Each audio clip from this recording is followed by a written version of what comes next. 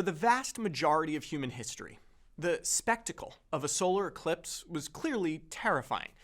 Cultures around the world have strikingly similar mythologies around the celestial events. Chinese writings describe a dragon eating the sun. Norse mythology suggests the sun was being consumed by a great sky wolf, and the Incas thought their sun god had been attacked by a jaguar. In all these cases, eclipses were a bad omen, a sign that the ruler would soon die, or a war would break out, or famine would come. It was sometime in the 5th century BC that the first human was documented to predict an eclipse. That's the Greek astronomer Thales of Miletus, according to Herodotus.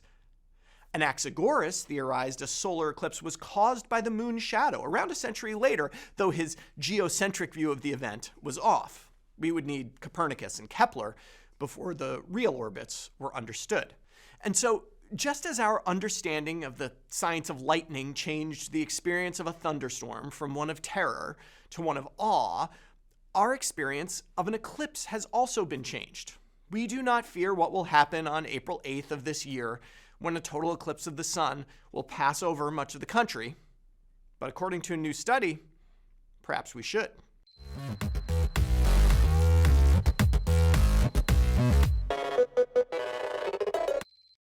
200 million Americans live within driving distance of the path of the total solar eclipse that will cross over the bulk of our country in early April. And I, like many of those 200 million, will be getting on the road to position myself somewhere along that path of totality.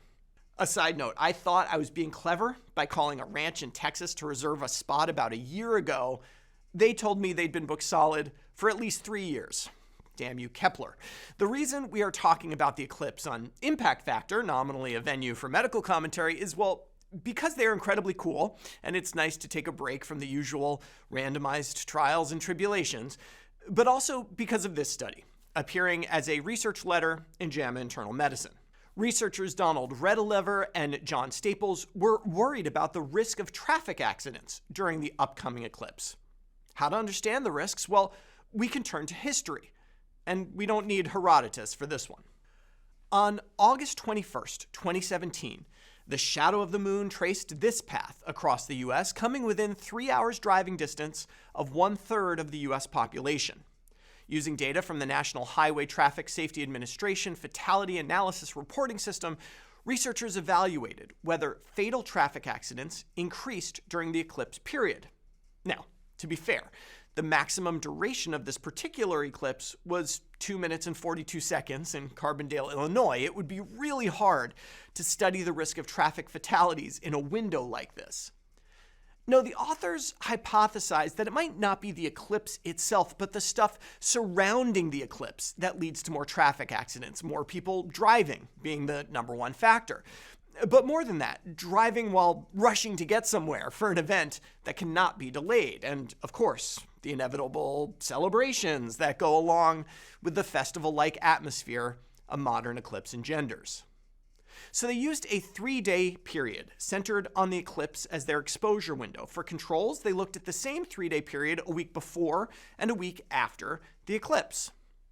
The primary findings are here. As you can see, during the days surrounding the eclipse, there was a significant increase in traffic fatalities, on the order of around 30% higher than the control periods. This is similar, in fact, to the increase in traffic fatalities we see around Thanksgiving, Memorial Day, and the 4th of July, all big driving holidays. Examining key subgroups, they found this eclipse effect was stronger when alcohol was involved and when younger people were driving.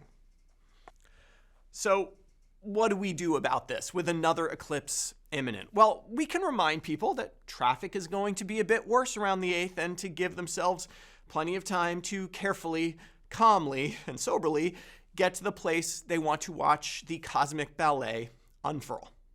And of course, if you are going to look at the eclipse, look at it through something like this, a solar filter.